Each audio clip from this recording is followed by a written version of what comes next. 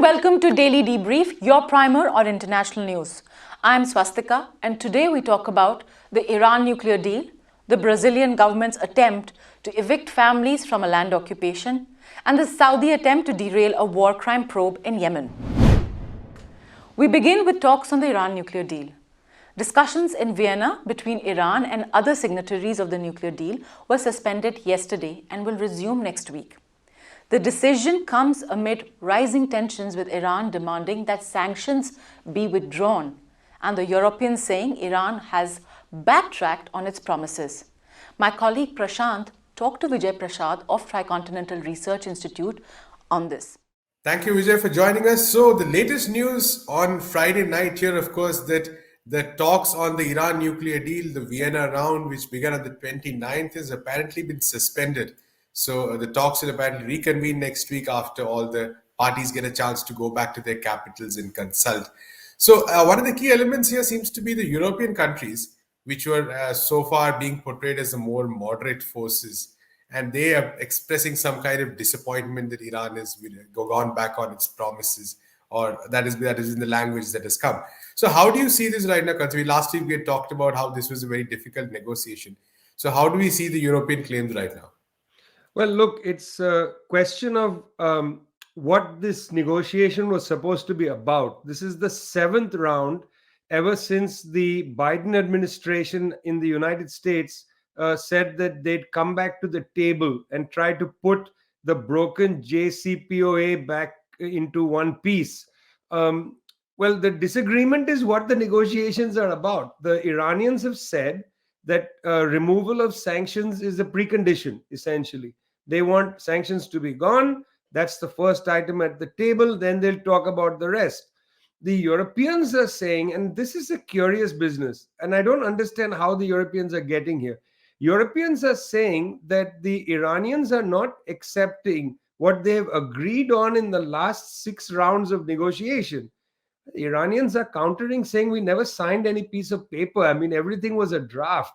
So it's a curious business. It looks like, Prashant, this is a bad faith negotiation, that it looks like people have not come to the table with the feeling that they'll have an agreement. The Iranians are desperate to get the sanctions removed. The Europeans know that. The United States knows that. So they are trying to leverage as much as possible. So that's where this situation is. I doubt there'll be any advancement even next week. Right, absolutely. In this context, of course, a key point being the so-called developments or advances in Iran's nuclear program. I think the European statement says it has fast-forwarded the nuclear program. So could you talk a bit about that also? This is also a curious situation. So on the first day, on Monday, the day of the plenary session where the parties come and they give their positions, put their positions down before each other, on that day, a story leaked. It came in Reuters and other places saying that Iran has decided to go to 90% of nuclear purification, enrichment. Now, this is interesting. Even those stories say the source is the Israelis. And the Israelis apparently gave a dossier to the French. The Israelis gave a dossier to the other Europeans. We don't know if everybody got the dossier. Certainly the French and the United States seem to have got the dossier. Now, the Israelis have made it clear from beforehand, from in fact the beginning of the Biden administration, that they want JCPOA to go and be flushed down the toilet. And if there is any new agreement, they say unilaterally they're going to go and bomb Iran or something. They didn't say bomb, but they said something. So to take the Israelis seriously on the day that the talks begin and to somehow make the Israeli dossier part of the talking point seems to me part of the bad faith. I mean, why not sit down with the Iranians and say, let's talk about how to come back to the JCPOA, rather than to say the Israelis have told us that you're going to enrich to 90%, therefore we want to squeeze you more. Again, it seems that the table was very badly set, and the Iranians were put in a position where either they accept the terms set by the West or they have to just go home and continue with the sanctions until and unless something changes. And I don't know what that something is. Right, absolutely. And in this context, of course, the fact that the Iranians are pretty determined that the sanctions be the fundamental aspect of this whole negotiations, which for some reason gets completely lost during all this talk about nuclear enrichment and stuff. In fact, some of the reports talk about enrichment, and then in the fine print it says that even if Iran wanted to develop a nuclear weapon, it would be years. But the very urgency with which the reports are published seems like it's just a matter of days before Iran has a bomb. Look, there is urgency. The urgency is that the Iranian public health system has been under severe strain for the last 5 years, long before the pandemic. That's the urgency. The urgency is that there is issues of hunger in Iran. That's urgency. Basic infrastructural, investments are needed. That's urgency. This is the real urgency, and it would actually be a pleasant surprise if one of the European governments comes to the table next week and says, look, this is the urgency, and let's focus on this, which is to say, let's deal with the sanctions thing. The Iranians have said, we are willing to talk, but just take the sanctions off the table. Why not call their bluff on it and remove the sanctions and then say, let's talk? If they don't talk, put the sanctions back. What's the issue? You can have what was known as a kind of rubber band effect of sanctions. You remove it, but it can come right back. Why not do that? They're not even willing to do that. That actually tells you the cruelty of the negotiation and the cruelty of the United States in particular. But look, the Europeans, they are half a step behind the US on this. Absolutely. Thank you so much, Vijay, for talking to us. We'll be following this issue as usual. Thanks a lot.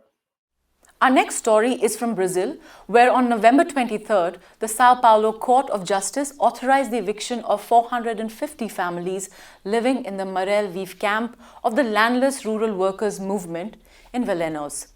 This is despite the fact that a law bars forced evictions until December 31st due to the pandemic.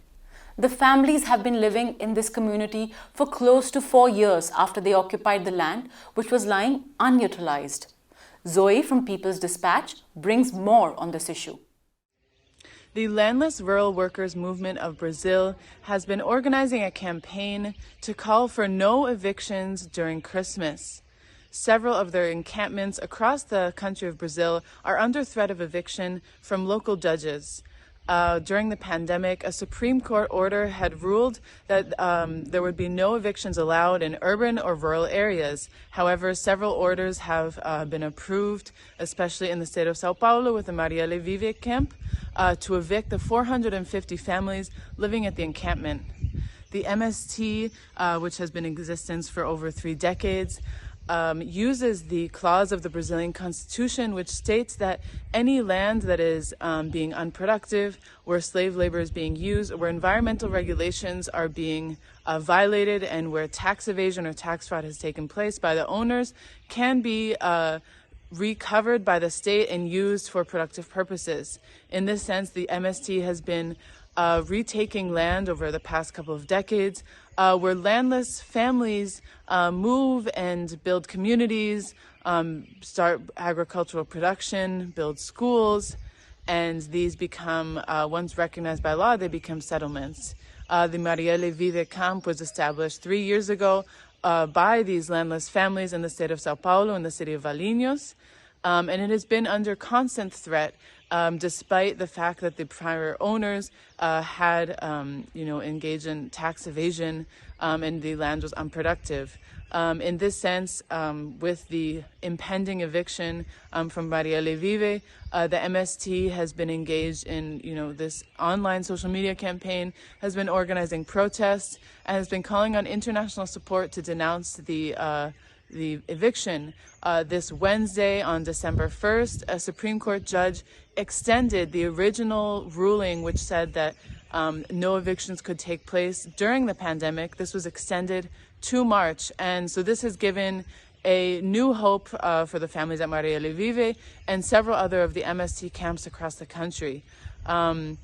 It will remain to be seen if the judge in this case will respect the Supreme Court ruling, but many of the families are hopeful that they will be able to stay through the end of the year, the holidays, without facing what is often a very violent eviction by the police. We've seen in the past year, even with this Supreme Court ruling, that several MST encampments have faced these types of evictions, but they have vowed to continue to resist and stay on the land and defend what is this community that they've built with agricultural production and really giving back to Brazilian people. Brazil is currently undergoing one of the most challenging socioeconomic periods in its history. The Jair Bolsonaro government has seen a massive rates of inflation. The real has devalued extraordinarily, which has affected first and foremost the working class. Rates of poverty have increased in the country. Brazil also returned to the World Hunger Map, which had previously exited during the presidency of Lula da Silva and Dilma Rousseff. And so these camps give a response to the working people of Brazil who have been excluded, who are suffering, and who are struggling to survive on a daily basis during this trying time of the pandemic. And so we will see in the coming days, what happens with these encampments and what if the Supreme Court ruling will give a favorable situation to them. And finally, we go to a report by the British newspaper, The Guardian, which says that Saudi Arabia conducted a lobbying operation to ensure that a vote on war crimes probe in Yemen was defeated. The Saudis reportedly used a mixture of threats and bribes to convince countries to vote against the motion. Following the publication of this report, there was widespread condemnation by human rights groups, which have called for a fresh probe. And for this, we have Prashant with us to talk more. What does the Guardian report say about the Saudi lobbying? Right. So just to give a context to the vote, in October, the United Nations Human Rights Council voted on extending the investigation into potential war crimes, human rights violations by 2 years. Usually this vote takes place for a period of 1 year. This time it was for 2 years. Okay. And the margin was 21 to 18 by which the vote was defeated. And this was at that point a lot of people had raised eyebrows because this is the first time, I think, since 2006, since the organization's set up, that such a vote has been defeated. It's usually considered a routine process because every year it comes up for renewal, it's voted, people approve it. So in this case, of course, the vote was defeated, and that was seen as a big setback to the people of Yemen. We'll come to some of the reasons later. Okay. But the important thing, of course, is that, such votes, there is a lot of complex geopolitics going around, and it's often difficult to sort of get into all the reasons why each country voted in various ways. Okay. And we do also, of course, know that there is a certain hypocrisy that countries in the West promote when they sit as judges of human rights violations in other countries. Keeping that aside, what the Guardian report has said, nonetheless, is that the extent of Saudi lobbying has been quite insidious, to say the least. And a good example of this is how it got certain countries to change their position from last year on the vote. So that's actually a key metric, in the sense that some of the countries who either abstained or who voted for the proposal last year have changed their vote, and they have voted against extending the mandate. So a very good example is Indonesia. And Indonesia is a country with the largest Muslim population in the world, and apparently the Saudis threatened that Muslims from Indonesia would find it more difficult to come to Makkah and Medina, which are in Saudi Arabia, for the Hajj pilgrimage. They would find their COVID certificates more difficult to provide as evidence if basically it was extended as a quid pro quo, so it is a threat that apparently the Indonesians received from the Saudis. Now all the sides have refused to comment on this. This is a Guardian report. So that's one example. So that's an example of a threat. In another case, for instance, you have Togo, where Togo apparently there was a Saudi embassy that was open. In Senegal, for instance, the United Arab Emirates, which is a close ally of Saudi Arabia in its war in Yemen, and even otherwise, struck a business deal. So all these countries seem to have changed their votes against and voted against extending the mandate. So this is probably a small chunk of, what the larger Saudi UAE complex, so to speak, has been doing across the world. And it's important to also consider because the Saudis and the Emiratis, either together or separately, have been launching this massive diplomatic blitzkrieg across the world in order to influence, issues in their favor. They have been investing in sports in the United Kingdom, for instance, bought a prominent football team recently. They have been spending a lot of money in terms of getting publicity campaigns to, for instance, the case of Saudis to remove the bad image they got with the Jamal Khashoggi murder. But the Yemen war is a very good example of how this kind of diplomacy is actually, with inducements and threats, are actually being used to hide the fact that the Saudi-led coalition in Yemen has definitely committed war crimes. Prashant, now rights groups are asking for a fresh probe. If you could tell us more about that. Right, so many rights groups have asked that the United Nations General Assembly institute a panel, a probe nonetheless, to ensure that the facts do not disappear from history, that the facts are properly collected. And I think the war in Yemen is a very good example of the kind of conflict that, of the insane amount of human rights violations that have happened over the past 5 to 6 years. Now, we know that the Saudi-led coalition entered the war in 2015 against the Houthis, who are tacitly backed by Iran, because they saw that the rise of the Houthis is probably strengthening Iran's hand. So they attacked the Houthis, and since then there has been a huge amount of weapons deployed by Saudi Arabia and its allies, massive number of air raids. I think the number of air raids is in the range of 23,000, if I'm not mistaken. Over 200,000 people, close to 230,000 people have apparently been killed in the conflict in Yemen. The number of people, for instance, the 80% of the population is dependent on humanitarian aid. A large number of people on the verge of starvation. Yes. So this is, and this, let's be very clear about it. A recent number, for instance, shows that I think at least 10,000 children have been either killed or very severely injured since the beginning of the conflict. The situation for children is insane, is very, very horrible. 1.7 million children are now internally displaced. And I think, there are no schools, there's no infrastructure. All this has been bombed and battered to the ground. And this is by the Saudi-led coalition, because the Houthis don't have an air presence. So the Saudi-led coalition air raids, they have killed civilians. A lot of this weaponry has been provided by the United States, provided by the UK. And although Joe Biden came to power saying that he would not support the Saudi-led war in Yemen, recently they have approved a $650 million deal to provide more weapons to Saudi Arabia, at which point they're giving this whole argument that this is not directly going to be used in the war on Yemen, so it's okay. So that's the kind of justification and logic they're using. So what this coalition has done is, if you look at the numbers, in any metric, health, education, the lives of children, the overall number of lives lost, they have conducted a blockade on a port like Hodeidah, for instance, which has prevented the supply of food. So the even ceasefire attempts are stuck because the Houthis have made a basic demand that they say, if you want to discuss the ceasefire, let's just remove the blockade first. Yes. Allow essential food items to come into Yemen, right? But the Saudis are not doing that. So this blockade itself is one of the great crimes of our time.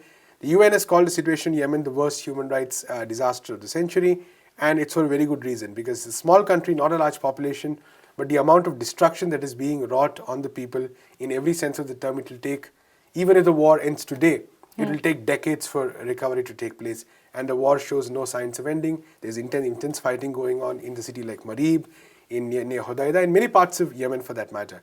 And mercenaries have been brought in by the Saudi-led alliance from abroad. So all in all, a very horrific situation for the people of Yemen. It's difficult to think of any sector which has not been affected.